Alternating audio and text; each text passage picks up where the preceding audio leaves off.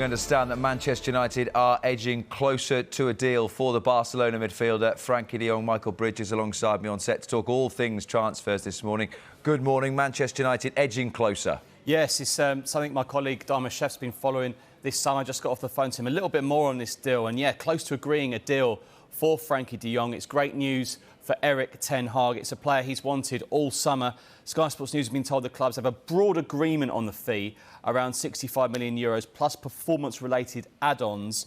Discussions continue over more details of the deal. Now, personal terms not expected to be a problem, and all parties are confident, which is great news for Manchester United, Ten Hag and the fans. Now, we were saying yesterday, weren't we, that clubs are now going abroad for pre-season, going all around the world. Manchester United fly out on July the 8th to Thailand. Erik ten Hag would absolutely love to have a new signing, this big new signing on that plane. Yeah, and we spoke to Andy Mitten from United We Stand yesterday, and I asked the question about midfield and how big a problem that has been, and he said everyone can tell it's a glaring area that needs improvement. What sort of midfielder are Manchester United getting potentially? A very good midfielder, someone who can pass, see a pass before anyone else, creative, clever in that midfield. Someone who can run the game as well. You talk about that weakish midfield as well. It's not been the greatest few weeks as well. Thinking about Paul Pogba going on a free to Juventus, then signing him back for all that money, not working out, and then looks like he's going back to Juventus again. It's not a great look for the size of Manchester United, but they're going out there getting the player they want. What I have found interesting as well, despite talking about Barcelona's financial problems over the last 12 months, they've been tough on these negotiations. They know what a good player they're potentially losing as well. But as you rightly say, United really do need surgery in that central midfield.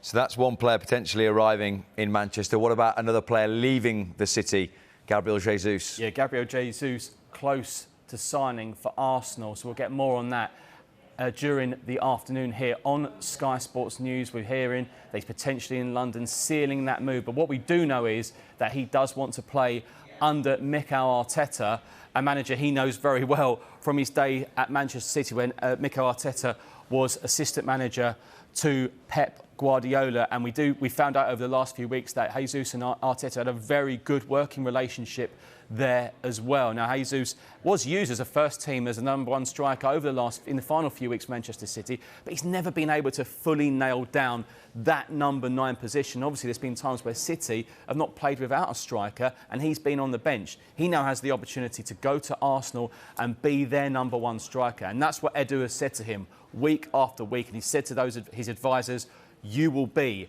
our main striker at Arsenal." So Arsenal fans very excited, and with reason, because this deal is very close. What about his Brazilian teammate then, Richarlison, who's been linked with both Chelsea and Tottenham in recent days? Well, quite a day yesterday. We do know that Tottenham are very keen on Richarlison, but then we broke the news at midday yesterday that Spurs like Anthony Gordon. Everton don't want to sell Anthony Gordon, but we do understand that there might be some talks regarding Richarlison. I'm told Spurs will ramp up their interest in that this week. But there has been talk, Rob. This is what we love about the summer. Daniel Levy and Bill Kenwright going for dinner last night. I mean, what would they be talking about? Who had the bill? Probably what's on the menu, Michael. Well, yeah, possibly to start with, but then they're having the starter. Maybe when the starters come, Daniel Levy says, "Shall we start talking Richarlison now?" So more on that as we get it. But that's what we love. If the transfers, stories like that, Bill Kenwright and Daniel Levy having dinner last night. As I touched on as well, the links for Richarlison and Chelsea, but they've been linked with a lot of forward players, and in particular Raheem Sterling. Yeah, Chelsea beginning talks with Manchester City over a move for Raheem Sterling. Why would Raheem Sterling leave Manchester City, and why would Manchester City potentially say yes? Well, he's a year left on his contract, and we believe all parties are willing to sort this deal out. Bernardo Silva, Kevin De Bruyne and Phil Foden started more Premier League games than Sterling last season. So that's something where Sterling's probably thinking, in a World Cup year, I'm getting a bit worried now, because this World Cup isn't next June. We know it's in November. He's only got probably 2.5, 3 months to show Gareth Southgate, I'm a regular in my team. Now, people will probably say, yeah, he'd have got an England squad anyway. Yes, he probably would have done. Yeah, sure. But would he have started? Would he have been in form? Would he have been fully fit? Looks like going to Chelsea, a player Thomas Tuchel has been looking for some time. He probably goes right in there, one of their top players. What's really interesting is that from transfer windows gone by, we've often talked about how clubs desperately don't want to sell to their rivals. Then you're looking at City potentially giving one forward to Arsenal, another to Chelsea.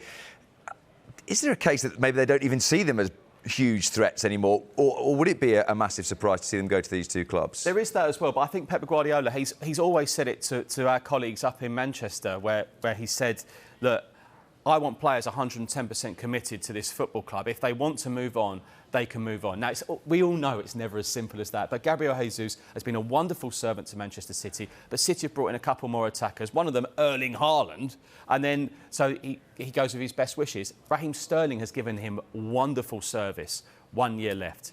Potentially goes with his best wishes as well. And also, we must mention as well that the Premier League, the financial muscle of all these top 6 clubs now, when other leagues maybe not doing so well financially, they don't have the financial pull to attract the likes of Jesus and Sterling. All right, another busy day for you. Just how you like it. Can't wait. Michael, thank you very much indeed for the moment.